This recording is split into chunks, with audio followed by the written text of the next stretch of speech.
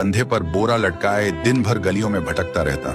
इधर उधर पड़ी प्लास्टिक की बोतलें और पुरानी चीजें उठाता रहता। फिर शाम को उन्हें बेचकर 2 वक्त की रोटी कमाता। थुंग थुंग अपनी बीवी और बच्चे के साथ एक टूटी हुई झोपड़ी में रहता था। गरीबी इतनी थी कि कभी कभी नमक रोटी भी नसीब नहीं होती थी। भूख मिटाने के लिए पेड़ों के पत्तों का सहारा लेना पड़ता। फिर भी थुंग थुंग ने कभी चोरी का सहारा नहीं लिया। एक दिन थुंग थुंग थका हारा श्मशान के पास बैठा था। शाम ढल चुकी थी और हवा में जले हुए लकड़ों की बू थी। तभी उसे मिट्टी के नीचे से हल्की सी रोशनी चमकती दिखी।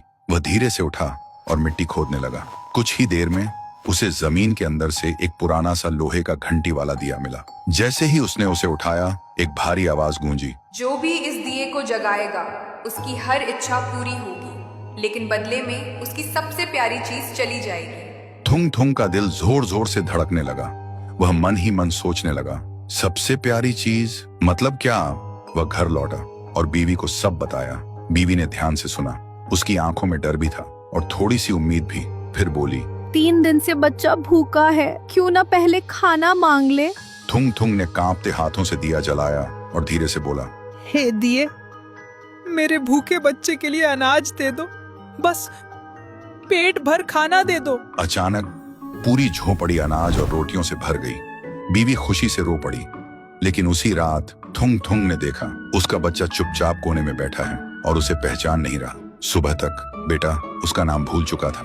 थुंग थुंग टूट गया, लेकिन घर में अनाज था और भूख खत्म हो चुकी थी। उसने खुद को समझाया, बाद में बच्चे का इलाज करवा लूंगा। फिर उसने सोचा, एक और बार इस्तेमाल कर लेता हूँ। इस बार उसने मांगा, हे दिए, पक्का मकान और दुकान दे दो। पलक झपकते ही टूटी झोपड़ी की जगह एक सुंदर पक्का घर बन गया और बगल में भरी हुई दुकान खड़ी थी। थुंग थुंग खुशी से बीवी के पास दौड़ा, लेकिन उसने देखा उसकी बीवी पत्थर की मूर्ति बन चुकी थी। थुंग थुंग चीखता रहा, रोता रहा और कोने में रखा वह दिया हंसता रहा, क्योंकि शर्त वही थी, हर बार सबसे प्यारी चीज खोना। अब थुंग थुंग के पास बड़ा घर था, पर वह पूरी तरह अकेला पड़ गया था। वह रोते हुए, जिंदगी नहीं चाहिए, मेरी बीवी और बच्चे को पहले जैसा कर दे, भले ही हम भूखे रहे। दिए की हंसी अचानक रुक गई। एक तेज रोशनी हुई।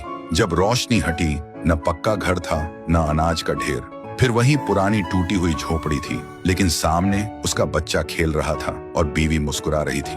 थुंग थुंग ने सुकून की सांस ली और उस मनहूस दिए को वापस श्मशान ले जाकर मिट्टी में हमेशा हमेशा के लिए दफना दिया।